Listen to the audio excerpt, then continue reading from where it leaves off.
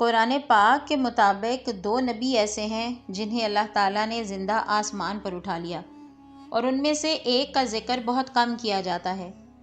حضرت عیسیٰ علیہ السلام بنی اسرائیل کی طرف نبی بنا کر بھیجے گئے۔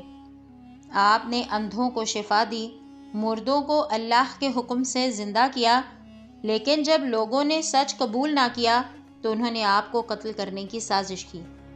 جب تاریخ کی ایک نہایت سرکش قوم نے اللہ کے رسول حضرت عیسیٰ ابن مریم علیہ السلام کو شہید کرنے کا فیصلہ کیا تو وہ رات صرف ایک سازش کی رات نہیں تھی، بلکہ اللہ کے ایک عظیم معجزے کی رات بن گئی۔ اس ایک واقعے نے یہودیوں اور عیسائیوں کو ایسی الجھن میں ڈال دیا جو قیامت تک ختم نہ ہو سکی۔ وہ کون سا آسمانی فیصلہ تھا جس نے دشمنوں کو بھی یقین اور گمان کے بیچ لا کھڑا کیا؟ کیسے ایک وقتی شبہ وقت کے ساتھ عقیدہ بنا اور پھر وہی عقیدہ کفر میں بدل گیا۔ اور سب سے اہم سوال یہ ہے کہ قیامت سے پہلے ایسا کیا واقعہ پیش آئے گا جس کے بعد تمام اہل کتاب اپنی آنکھوں سے حق اور سچ کو دیکھ لیں گے اور کسی انکار کی گنجائش باقی نہ رہے گی۔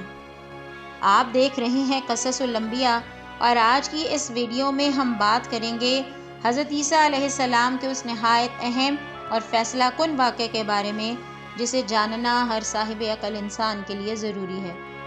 یہ وہ واقعہ ہے جس نے ایک قوم کی سازش کو ناکام بنایا، ایک آسمانی معجزے کو ظاہر کیا اور اہل کتاب کو ایک ایسے سوال میں مبتلا کر دیا جو آج تک زیر بحث ہے۔ ویڈیو کو آخر تک ضرور دیکھیے گا کیونکہ اس ویڈیو کا ہر لمحہ ایک نئی حقیقت سے پردہ اٹھائے گا۔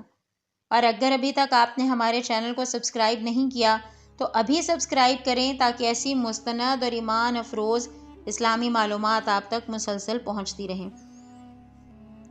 حضرت عیسیٰ علیہ السلام بنی اسرائیل کی طرف تشریف لانے والے آخری جلیل القدر نبی تھے، جنہوں نے تقریباً 30 برس کی عمر میں اعلانیہ طور پر اپنی نبوت اور رسالت کا اعلان فرمایا۔ آپ کی والدہ محترمہ مریم علیہ السلام نہایت پاکیزہ اور برگزیدہ خاتون تھیں جو حضرت داؤد علیہ السلام کی مبارک نسل سے تعلق رکھتی تھیں۔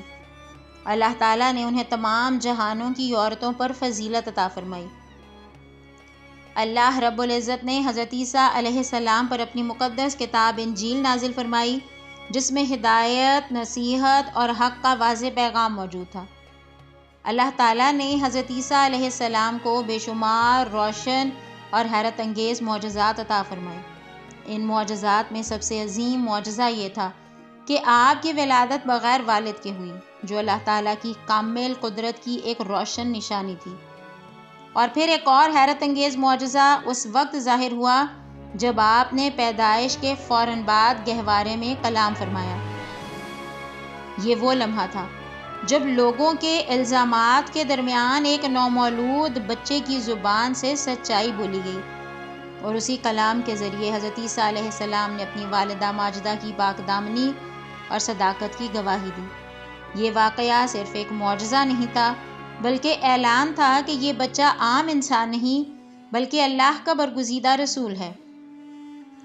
حضرت عیسیٰ علیہ السلام مٹی سے پرندے کی شکل بناتے، پھر اس میں پھونک مارتے تو وہ اللہ کے حکم سے زندہ پرندہ بن جاتا اور لوگوں کی آنکھوں کے سامنے اڑنے لگتا۔ آپ پیدائشی نابینا افراد کی آنکھوں پر ہاتھ پھیرتے تو انہیں بینائی نصیب ہو جاتی۔ کوڑھ اور برس جیسے مہلک امراض میں مبتلا لوگ آپ کی دعا سے اللہ کے حکم سے شفا پا جاتے۔ یہاں تک کہ بعض مواقعوں پر پانی پر چلنے جیسے حیرت انگیز معجزات بھی آپ کے ہاتھوں ظاہر ہوئے۔ یہ سب ایسے واضح اور روشن معجزات تھے جنہیں لوگ اپنی آنکھوں سے دیکھتے تھے۔ یہ کوئی سنی سنائی باتیں نہیں تھیں بلکہ زندہ حقیقتیں تھیں۔ لیکن حیرت کی بات یہ ہے کہ ان روشن نشانیوں کو اپنی آنکھوں سے دیکھنے کے باوجود بنی اسرائیل کی اکثریت نے آپ کا انکار کیا۔ وہ سمجھنے کے بجائے ضد پر قائم رہے، سچ کو قبول کرنے کی بجائے مخالفت پر اتر آئے، اور رفتہ رفتہ ان کی یہی مخالفت دشمنی میں بدل گئی۔ یہی دشمنی آگے چل کر ایک خطرناک سازش میں تبدیل ہوئی، ایک ایسی سازش جس کا مقصد اللہ کے نبی کو دنیا سے مٹا دینا تھا، مگر وہ نہیں جانتے تھے کہ زمین پر بننے والی یہ سازش ابھی مکمل بھی نہ ہوئی تھی کہ آسمان پر اس کا فیصلہ ہو چکا تھا، اور یہی وہ لمحہ تھا جہاں سے تاریخ کا رخ بدلنے والا تھا۔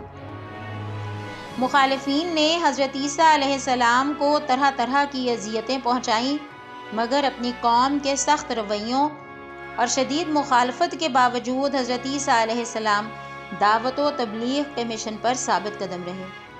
آپ مسلسل لوگوں کو اللہ کی طرف بلاتے رہے، انہیں شرک سے روکتے رہے، سود، زنا، رشوت اور دیگر اخلاقی برائیوں سے باز رہنے کی تلقین کرتے رہے، اور انہیں اللہ کے عذاب سے ڈراتے اور آخرت کی جواب دہی یاد دلاتے رہے۔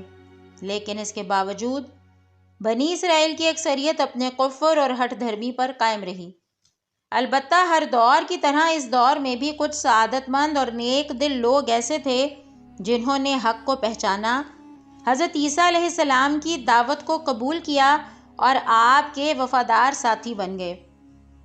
حضرت عیسیٰ علیہ السلام نہ کسی گھر کے مالک تھے اور نہ ہی آپ نے ازدواجی زندگی اختیار فرمائی، بلکہ آپ پوری زندگی شہر شہر سفر کرتے رہے اور لوگوں تک اللہ تعالیٰ کا پیغام پہنچاتے رہے۔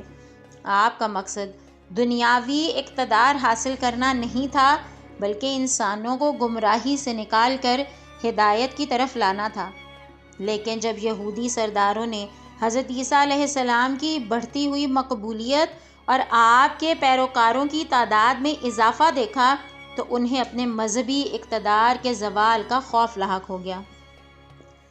انہیں محسوس ہونے لگا کہ اگر یہی صورتحال جاری رہی تو لوگوں کے دلوں سے ان کی سرداری اور مذہبی برتری ختم ہو جائے گی۔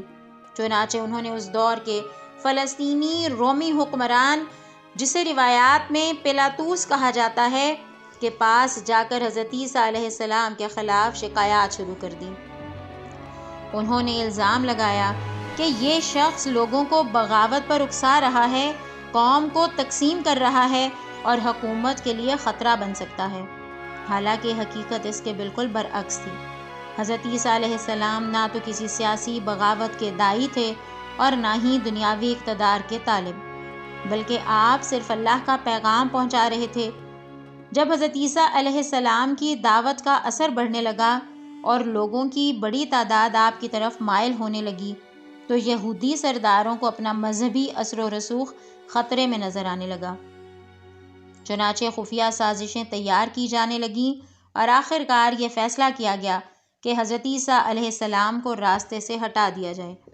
انہوں نے رومی گورنر پیلاطوس کو بھی حضرت عیسیٰ علیہ السلام کے خلاف بھڑکایا اور کہا کہ یہ شخص بغاوت کی دعوت دے رہا ہے اور خود کو بنی اسرائیل کا بادشاہ کہتا ہے۔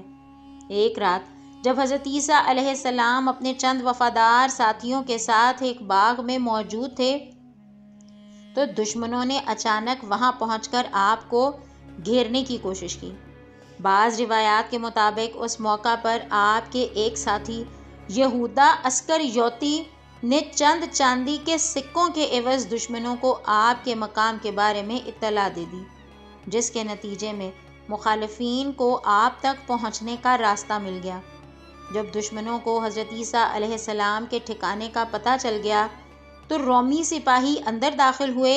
وہ حضرت عیسیٰ علیہ السلام کو گرفتار کرنے اور صلیب پر چڑھانے کے ارادے سے آئے تھے، لیکن وہ یہ نہیں جانتے تھے کہ اللہ کی تدبیر سب تدبیروں پر غالب ہوتی ہے۔ واضح طور پر قرآن اس کا اعلان کرتا ہے، یعنی نہ انہوں نے حضرت عیسیٰ علیہ السلام کو قتل کیا اور نہ ہی انہیں صلیب پر چڑھایا۔ جب دشمن اندر داخل ہوئے تو اللہ تعالیٰ نے حضرت عیسیٰ علیہ السلام کو زندہ آسمانوں کی طرف اٹھا لیا۔